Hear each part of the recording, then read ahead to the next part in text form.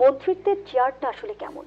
আমি ব্যক্তিগতভাবে সর্বোচ্চ চেষ্টা করি যে ক্ষমতার বলের বাইরে থাকার জন্য আমি চেষ্টা করি যে আমার আগের জীবনটা আমি যেভাবে ছিলাম, যেমন আমার আগের বন্ধুরা যারা আছে, যাদের কোনো আমার থেকে স্বার্থ বা পাওয়ার কিছু নেই, তাদেরকে নিয়ে মাঝে মধ্যে কথা বলা যায় এবং মানুষের সাথে 1-to-1 কথা বলা, যাতে করে আমি কখনো এই বলের মধ্যে আটকে না যাই কিংবা এই বাবুলের মধ্যে আসলে আটকে না যাই।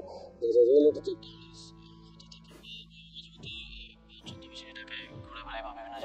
যাতে করে আমি মানুষের জীবনটা কেমন, মানে আমি একজন সাধারণ মানুষ থাকা অবস্থায় যেভাবে জীবনটা দেখেছি, যেভাবে শহরটা কিংবা দেশটাকে দেখেছি, সেই চোখে আবার যেন দেখতে পারি, যাতে করে এবং এটার একটা রিফ্লেকশন আমার পলিসি মেকিংয়েও থাকে। তাহলে আমি আসলে বাংলাদেশের মানুষ যেমন করে দেশটাকে দেখতে চাই সেভাবে আসলে কাজ করতে হবে। কিন্তু আমি যদি একটা বলের মধ্যে আটকে যাই, একটা বাবুলের মধ্যে আটকে যাই যেখানে সবাই প্রশংসা করে কিংবা সবাই কিছু পাওয়ার আশায় থাকে, তাহলে আমি একটা মিথ্যার মধ্যে আবদ্ধ হয়ে যাব আলটিমেটলি। তো এটাই চেষ্টা করি যে আসল চিত্রটা দেখার, বোঝার এবং সেই অনুযায়ী কাজ করার।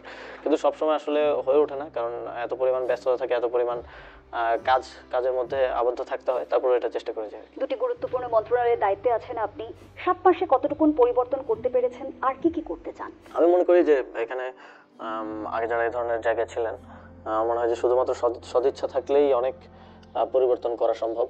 অবশ্যই পলিসি গুরুত্বপূর্ণ, তারপরেও এই ধরনের মানে বাংলাদেশে যেরকম ক্ষমতা কাঠামো, ক্ষমতা যে পরিমাণ কেন্দ্রীভূত, সেখানে ব্যক্তি সদিচ্ছা অনেক বেশি ম্যাটার করে। তো সেই সদিচ্ছা থাকলে অনেক কিছু পরিবর্তন করা সম্ভব। এর মধ্যে আমরা যেমন যুব ক্রীড়া মন্ত্রণালয় থেকে ক্রীড়া ক্ষেত্রে আমরা অনেকগুলো পরিবর্তন এনেছি এবং আরও আনার চেষ্টা করছি। ক্রীড়াকে আমরা সম্পূর্ণরূপে তো সম্ভব না, তবে বিরাজনীতিকরণ করে যারা স্পোর্টস সেন্ট্রিক মানুষ আছেন তাদের হাতে ওই ক্রীড়া ক্ষেত্রের উন্নয়ন করার দায়িত্বগুলো অর্পণ করার চেষ্টা করে যাচ্ছি। এছাড়াও আমরা যুব ক্রীড়া মন্ত্রণালয় যুবকদের ট্রেনিংয়ের জন্য কাজ করে, সেখানে আমরা এআই ট্রেনিং সহ আরও কিছু আধুনিক বিশ্বের সাথে তাল মিলিয়ে চলার জন্য বাংলাদেশের যুবকদেরকে প্রস্তুত করার জন্য কিছু পলিসি ডিসিশনস, কিছু প্রজেক্ট হাতে নিচ্ছি।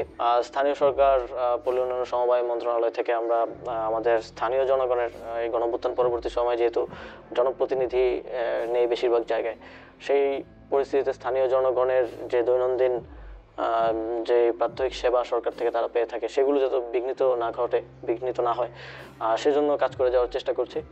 অনেকগুলো চ্যালেঞ্জ আছে, কিন্তু আমরা চেষ্টা করছি প্রপার স্টেক হোল্ডার কনসালটেশনের মাধ্যমে সেগুলো উতরে যাওয়ার, এবং এই সরকারের সংস্কারের যেই এজেন্ডা আছে, সেই সংস্কার এজেন্ডা বাস্তবায়নে আমরা কমিশনের সাথে কাজ করছি। স্থানীয় সরকার সংস্কার কমিশন অলরেডি কিছু রিপোর্ট আমাদেরকে দিয়েছে, সেই অনুযায়ী সেগুলো বাস্তবায়ন করার জন্য আমরা ইতিমধ্যে উদ্যোগ গ্রহণ করছি।